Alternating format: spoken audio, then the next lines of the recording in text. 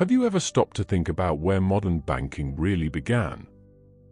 Not the skyscrapers of Wall Street or the glass towers of London's Canary Wharf, but the very first whispers of what we now call international finance. Picture this. You are living in Florence, Italy, in the year 1397. The city is a republic of merchants, wool traders, and artists. But it is also a city of intense political rivalry. Powerful families like the Albizzi, the Strozzi, and the Peruzzi dominate the political landscape. And into this world steps a man named Giovanni di Bicci de Medici. He is not a nobleman. He is not a warrior. He is a banker. And he is about to change the course of history. Giovanni did not come from nothing. His family had been involved in banking for generations, though not always successfully. His father, Averardo, known as Bicci, was not a particularly successful businessman. But Giovanni had a connection that would prove invaluable. A distant cousin, Vieri di Cambaio, was one of Florence's most prominent bankers. Vieri's banking house trained Giovanni and his elder brother Francesco, who eventually became partners in the firm. Giovanni rose through the ranks, becoming general manager of the Rome branch in 1385. This was no small achievement. The Rome branch managed the financial affairs of the Pope and the Curia, the administrative heart of the Catholic Church. It was a position of immense trust and even greater opportunity. But Giovanni was ambitious. He wanted more than a manager's salary. He wanted to build something of his own. In 1397, he made a pivotal decision. He separated his bank from his cousins and moved his operations from Rome to Florence. He took with him a partner, Gentile di Baldassarbuni, and raised 10,000 gold florins to begin operations. This was the founding of the Medici Bank. The year was 1397. The location was Florence. And the stage was set for one of the most extraordinary financial dynasties in history. Now, you might be wondering, why Florence? Why not Rome, the center of Christendom? The answer is simple. Florence was the banking capital of Europe. It was a city of merchants, of wool traders, of innovators. It offered a higher return on invested capital than any other city in Europe. Giovanni understood that to grow, he needed to be where the money was. And Florence was where the money was. He established branches in Venice and Rome almost immediately, with a subsidiary branch in Naples. The Medici Bank was not just a Florentine institution. It was an international one from the very beginning. The early years were not without challenges. In 1402, the manager of the Venice branch made substantial loans to German debtors in violation of bank policy. The Germans defaulted. The manager tried to cover the shortfall by borrowing money at an interest rate of 8% and reporting the increase as profit. A subsequent audit revealed the fraud, and the manager was recalled and replaced. Giovanni learned a valuable lesson: trust was everything in banking. He could not afford to let incompetence or dishonesty tarnish his reputation. But Giovanni was not just a cautious banker. He was also a lucky one. He benefited from a series of fortunate circumstances that would propel his bank to the top of European finance. First, he received a substantial dowry from the family of his wife, Piccarda Bueri. This dowry allowed him to purchase a junior partnership in Vieri's bank at an early age. Second, Florence was, as historians have noted, the right place at the right time for an enterprising banker. Under the rule of the Albizzi family, Florence expanded its territories throughout Tuscany and secured a direct route to the sea by capturing Pisa in 1406. The city later purchased the larger port of Livorno from Genoa in 1421. These seaports provided a tremendous increase in trade, particularly the wool trade from England and the Low Countries. But the most important factor of all was the election of Baldassare Cossa as Pope John XXIII in 1410. Giovanni had made the acquaintance of the cardinal, reportedly a former pirate, while in Rome, and these connections would pay great dividends. The Medici Bank became the banker to the papacy. This was not just a lucrative contract. It was a seal of approval. It was a guarantee of trust. It was the key that unlocked the doors of European finance. Can you imagine the power of that position?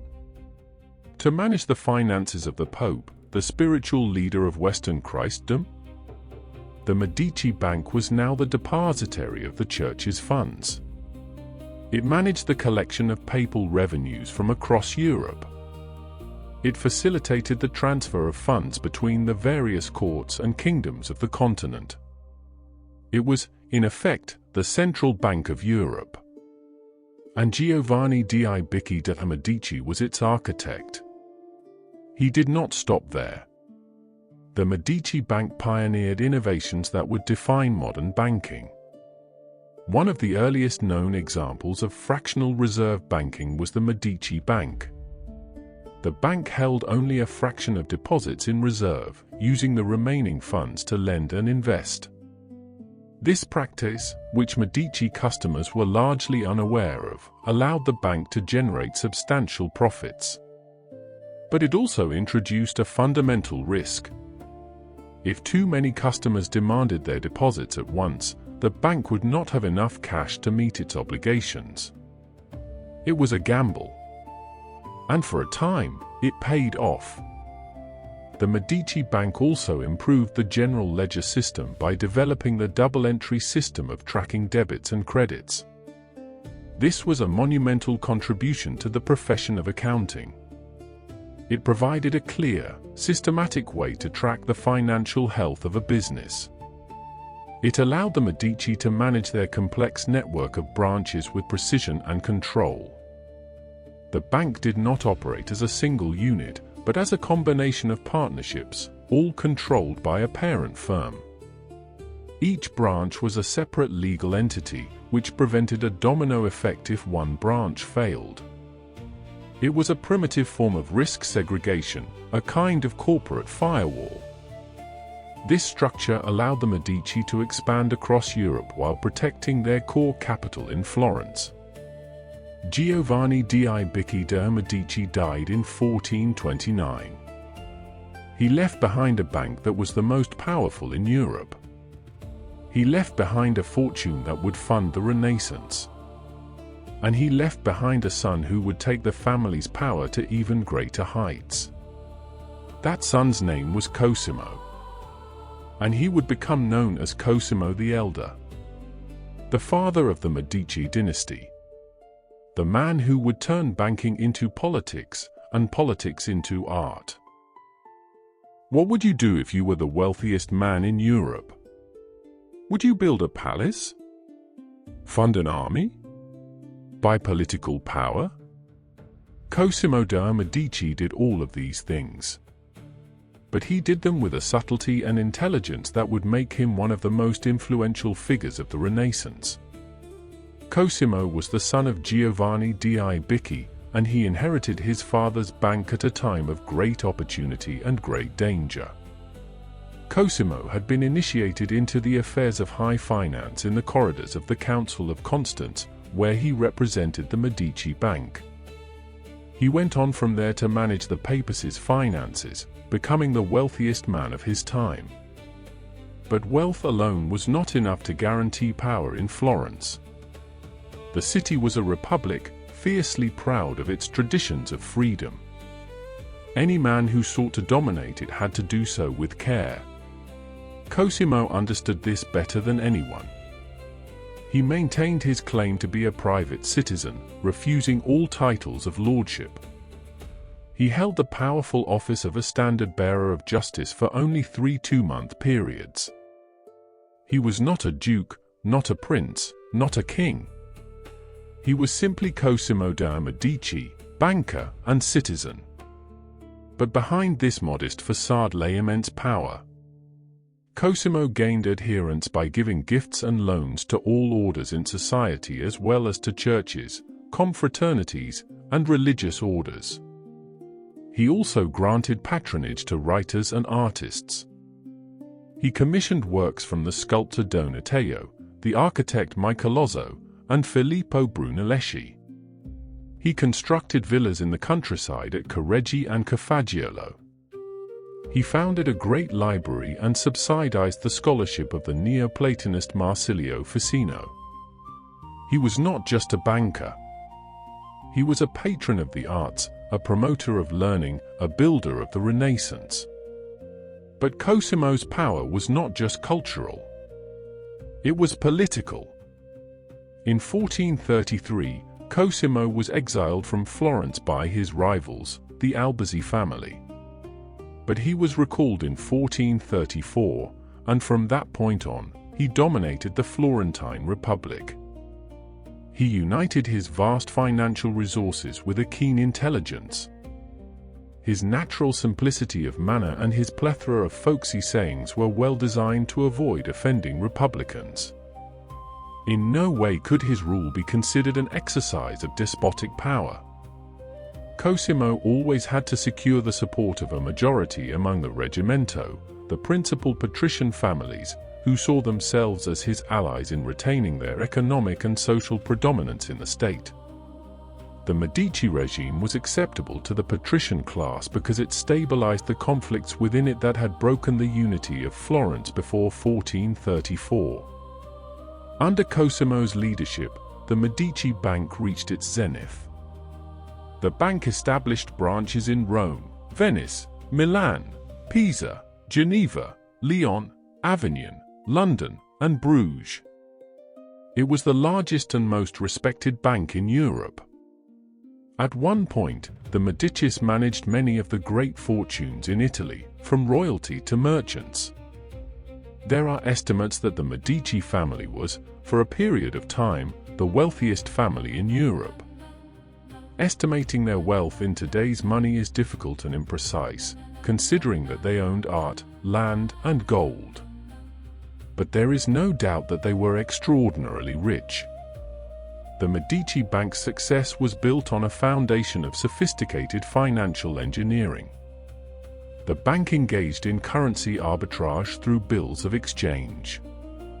Because the church prohibited usury, or the charging of interest, the Medici mastered the bill of exchange. They did not formally lend money, instead, they engaged in currency arbitrage, buying and selling in different markets at conversion rates that incorporated their profit. It was a lesson in using creativity to operate within strict regulatory frameworks. They transformed a financial service into a logistical foreign exchange operation. The bank also employed risk management practices that, for decades, protected their empire from the volatility of European wars. But perhaps the most important innovation was the bank structure. The Medici banking house did not operate as a single unit, but as a combination of partnerships all controlled by a parent firm. Each branch was a separate legal entity. This prevented a domino effect. If the London branch suffered losses because of unpaid loans to the English crown, which in fact happened during the Wars of the Roses, the capital in Florence remained protected. It was a primitive form of risk segregation, a kind of corporate firewall. Cosimo de Medici died in 1464. He left behind a bank that was the most powerful in Europe, a city that was the cultural capital of the Western world, and a family that was the unofficial ruling dynasty of Florence. His influence was sufficient to allow his son, Piero, to take over this informal rule at his death. And when Piero died in 1469, the mantle passed to his son, Lorenzo, then only 20 years old. Lorenzo would become known as the Magnificent. He would be the most famous of all the Medici. but he would also be the man who would preside over the decline of the Medici Bank. Before we reach that point, however, we need to understand the broader world in which the Medici operated. Because the 15th century was not just a time of banking innovation. It was a time of war, of conquest, of religious upheaval. And the Medici were at the center of it all. Have you ever lent money to a friend and never been paid back? It is frustrating, is it not? Now imagine lending money to a king. A king who could simply decide not to pay you. A king who was above the law. This was the challenge faced by the Medici Bank in the 15th century. And it was a challenge that would ultimately lead to their downfall. The Medici Bank was not just a commercial enterprise. It was a political institution. It financed kings. It financed popes. It financed the wars that shaped the destiny of Europe. And in doing so, it exposed itself to a risk that no amount of financial engineering could fully mitigate: sovereign risk. The Medici became the principal creditor of insolvent states, and in doing so, they lost their autonomy. The banker ceased to dictate the terms of credit and instead became hostage to the ruler's ability, or willingness, to honor his promises. The relationship between the Medici and the papacy was particularly complex. The Medici Bank was the depositary of the Pope, managing the collection of papal revenues from across Europe. This position brought immense prestige and profit. But it also brought political entanglement. The papacy was not a stable institution in the 15th century. It was riven by schisms, corruption, and political intrigue. The Medici had to navigate these treacherous waters with care. One of the most dramatic episodes in this relationship was the Pazzi conspiracy of 1478. The Pazzi family were a leading Florentine banking family and rivals of the Medici. They were in league with Pope Sixtus IV and the King of Naples. Their goal was to overthrow Medici rule in Florence. On April 26, 1478, during Mass at the Duomo in Florence, the conspirators attacked. They killed Giuliano de' Medici, Lorenzo's brother. Lorenzo himself was wounded but escaped. The conspiracy failed, but it was a stark reminder of the dangers of political power. The Medici Bank's exposure to sovereign risk was not limited to the papacy. The bank also lent heavily to the kings of England and France. These loans were highly profitable when they were repaid. But they were also highly risky. Kings had a habit of defaulting on their debts. There was no court that could force a king to repay a loan. The Medici learned this lesson the hard way. The London branch suffered significant losses because of unpaid loans to the English crown during the Wars of the Roses. The branch was eventually liquidated. The Milan branch also faced difficulties. Milan was a duchy, not a republic. Its rulers were not accountable to any parliament or council. They could borrow money and simply refuse to pay it back. The Medici found themselves caught in a trap. They had lent too much money to too powerful a client. They could not afford to stop lending because that would mean losing the client and the political influence that came with it. But they could not afford to continue lending because the risk of default was too high. This was the dilemma that faced Lorenzo de' Medici, the grandson of Cosimo. Lorenzo inherited the bank at a time of systemic transition. His predecessors, such as Cosimo, had consolidated the bank through strict governance and a unique symbiotic relationship with papal power. Lorenzo, however, inherited a different set of challenges. Unlike his ancestors, who maintained a pragmatic distance from political power, Lorenzo allowed the boundary between the bank's cash reserves and Florence's public treasury to become dangerously blurred. He prioritized political influence over operational liquidity. He used the bank's funds to finance his lavish lifestyle, his patronage of the arts, and his political ambitions. The bank's reserves were depleted. Its liquidity was compromised. And its exposure to sovereign risk was dangerously high. The fatal mistake, particularly during Lorenzo's era, was the concentration of exposure to sovereign clients, kings and popes. Although these clients brought prestige and strengthened the family's political standing, they were also the worst pairs. Lorenzo watched the bank wither because he prioritized political influence over operational liquidity. What Lorenzo experienced was the embryonic stage of what we now call fiscal dominance, a situation in which monetary policy loses its effectiveness because the government's fiscal problems become so severe that the central bank struggles to control inflation. Put simply, disorderly public finances end up dominating interest rate decisions. There is a broader historical context to this story. The 15th century was a time of profound change in Europe. The Byzantine Empire was in decline. In 1453, the Ottoman Turks conquered Constantinople, the capital of the Byzantine Empire. This event sent shockwaves through Europe. It disrupted trade routes. It sent refugees fleeing to the west. It created a sense of existential threat that would shape European politics for centuries.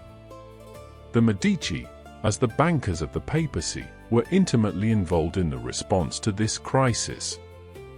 They helped finance the defense of Christendom against the Ottoman threat. But this only increased their exposure to sovereign risk. The rise of the euro is a much later development, but it is connected to this story. The euro is the culmination of centuries of European integration, a project that has its roots in the shared cultural and economic heritage of the continent. The Medici Bank, with its network of branches across Europe, was a forerunner of this integration. It demonstrated that a single financial institution could operate across national borders, facilitating trade and commerce. It proved that a common currency, the florin, could be used as a medium of exchange across different kingdoms and city-states. The Medici were not just bankers. They were pioneers of European economic integration. The Medici Bank was also deeply involved in the luxury trade. They financed the production of wool, silk, and fine art. They lent money to merchants and craftsmen. They were not just passive investors, they were active participants in the economy. They understood that finance was not an end in itself. It was a means to an end. The end was power. The end was influence. The end was the creation of a dynasty that would shape the course of history. But all dynasties eventually fall. And the Medici Bank was no exception. How does a bank that dominated European finance for nearly a century collapse? The answer is not simple. It is a story of mismanagement, corruption, political entanglement, and, ultimately, a failure of vision. The Medici Bank did not collapse overnight. It declined over decades. And its decline offers lessons that are still relevant to modern banking. The decline of the Medici Bank began in the 1460s, even as the family's political power was reaching its peak. A period of decline between 1463 and 1490 was characterized by shady and corrupt banking practices. The fraudulent schemes caused several Medici branches to be liquidated and sold off to other banks. The Bruges, London, and Milan branches were all liquidated during this period. The decline was not just the result of bad management. It was also the result of structural weaknesses in the bank's business model. The Medici Bank was a fractional reserve bank. It held only a fraction of deposits in reserve. This meant that it was vulnerable to runs. If too many depositors demanded their money at once, the bank would be unable to pay them. The Medici customers were largely unaware of this practice. But the risk was real. The bank was also vulnerable to sovereign default. The Medici had lent too much money to kings and popes who had no intention of repaying their debts. The London branch suffered because of unpaid loans to the English crown. The Milan branch struggled because of the Dutch's financial instability. The Rome branch was dependent on the papacy, which was itself a volatile institution. The bank's exposure to sovereign risk was a ticking time bomb. Lorenzo de Medici, known as the Magnificent, presided over the decline of the bank. Lorenzo was a brilliant politician, a generous patron of the arts, and a cultured humanist. But he was not a good banker. He used the bank's funds to finance his political ambitions and his lavish lifestyle. He prioritized prestige over profitability. He allowed the boundary between the bank's reserves and Florence's treasury to become blurred. The bank's decline was also accelerated by the changing political landscape of Italy. In 1494, King Charles VIII of France invaded Italy. He marched through Florence with his army. The Medici were expelled from the city. Lorenzo's son, Piero, was forced to flee. The Medici Bank, which had been the foundation of the family's power, was effectively liquidated. The bank was not officially dissolved until 1499, but its power was broken. Some historians have questioned the traditional narrative of the bank's collapse. One study suggests that the Medici Bank did not collapse in 1492 or 1494, but instead persisted successfully through camouflage banks that were already established around 1480. This suggests that the Medici may have been more resilient than previously thought. But even if the bank persisted in some form, its glory days were over. The Medici Bank was not the only bank to fail in this period. The Peruzzi and Bardi banks, which had dominated Florentine finance in the 14th century, had also collapsed. Their failure was due, in part, to excessive centralization. The Medici learned from their predecessors and operated through a network of decentralized partnerships. This prevented a domino effect and allowed the bank to survive for nearly a century. But in the end, even the Medici could not escape the fundamental challenges of banking: the need for liquidity, the risk of default, and the danger of political entanglement. So what can we learn from the rise and decline of the Medici Bank? There are several lessons that are still relevant today. First, fractional reserve banking is inherently risky. If a bank holds only a fraction of deposits in reserve, it is vulnerable to runs. Second, diversification is essential. The Medici concentrated their exposure to sovereign clients, which was a fatal mistake. Third, political entanglement can be dangerous.